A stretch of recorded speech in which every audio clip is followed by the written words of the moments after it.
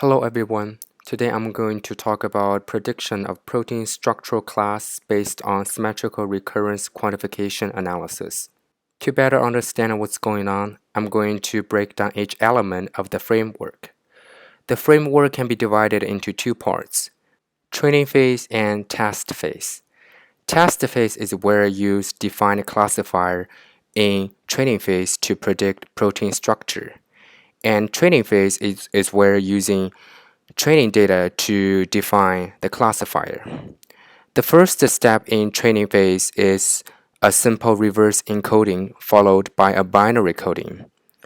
The protein amino acid sequence reversely encoded to their corresponding DNA sequence, and +1 is arbitrarily assigned to purine and a -1 assigned to pyrimidine.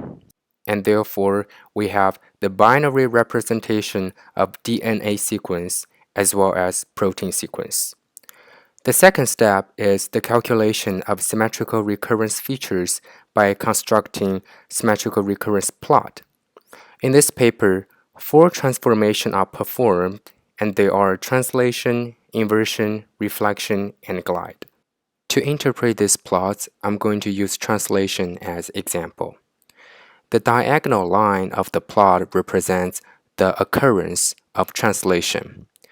If we fix the position at x-axis and we check the position on y-axis, exclude the dot on the diagonal line, we will know the reoccurrence of translation on what position. And use this reoccurrence pattern, we can calculate parameters such as reoccurrence rate, determinism, entropy, trapping time, trend, max line, min line, and we can feed these features into machine learning algorithm to categorize protein structure. Around 2,700 different structural proteins from 2 different datasets are used to test this method. The overall accuracy and sensitivity can be calculated with the number of true positive, true negative, false positive, and false negative. Table 3, 4, and 5 shows overall accuracy and sensitivity of using symmetrical recurrence quantification analysis with 3 different machine learning algorithms.